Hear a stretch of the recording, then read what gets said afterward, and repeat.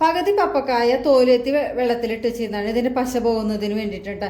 ഇതിനെ പപ്പായ എന്നും കൂടി പറയും. ഇത് ചെറിയ പീസസ് ആയിട്ട് കട്ട് ചെയ്തെടുക്കണം. കാച്ചുന്നതിനായിട്ട് ഒരു 8 ചെറിയ ഉള്ളി എടുത്തിട്ടുണ്ട്, ചെറിയ പീസ് ഇഞ്ചി എടുത്തിട്ടുണ്ട്. ഇത് 2 ചതച്ചെടുക്കണം. പിന്നെ കുറച്ച് കറിവേപ്പില എടുത്തിട്ടുണ്ട്. പാൻ ചൂടായി വന്നിട്ടുണ്ട്. ഇതിലേക്ക് ഒരു 3 ടേബിൾ സ്പൂൺ വെളിച്ചെണ്ണ ഒഴിച്ചു കൊടുക്കാം കേട്ടോ. ചൂടായ വെളിച്ചെണ്ണയിലേക്ക് ചതച്ച് വെച്ചിരിക്കുന്ന ഉള്ളിയും ഇഞ്ചിയും കൂടി ഇട്ട് കൊടുക്കാം.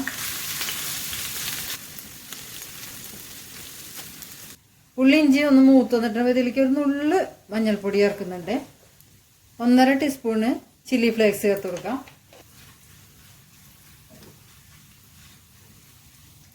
മുളകൊന്ന് മൂത്ത് വന്നപ്പോൾ കറിവേപ്പില ഇട്ട് കൊടുത്തിട്ടുണ്ട്.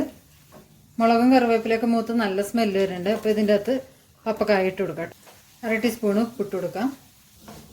നല്ലോണം മിക്സ് ചെയ്ത് 1/2 കപ്പ് വെള്ളം ഒഴിച്ചു കൊടുക്കാം.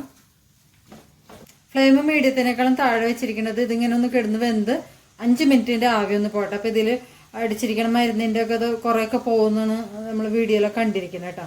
5 മിനിറ്റ് ആയിട്ടുണ്ട്. ഇത് മൂടി വെച്ചിട്ട് ഫ്ലെയിം സിമ്മാക്കി വേവിച്ച് ഒരു 10 മിനിറ്റ് ആയിട്ടുണ്ട് കേട്ടോ. വെന്തിട്ടുണ്ടോ നോക്കാം. പപ്പക്കായ വെന്തിട്ടുണ്ട്. അപ്പോൾ തുറന്ന് വെച്ചിട്ട് ഒന്ന് ഈ വെള്ളമെല്ലാം വലിയിച്ചെടുക്കണേ. തുറന്ന് വെച്ച് 2-3 മിനിറ്റ് ഇതിൽ വെള്ളമെല്ലാം വലിയിച്ചെടുത്ത് നല്ല അടിപൊളി പപ്പക്കായ പുഴുക്ക് റെഡി ആയിട്ടുണ്ട്. കൂടെ ഒരു പപ്പടം മാത്രം മതിയിട്ട് നമുക്ക് ചോറുണ്ണാനായിട്ട്. എല്ലാവരും ട്രൈ ചെയ്ത് നോക്കണേ.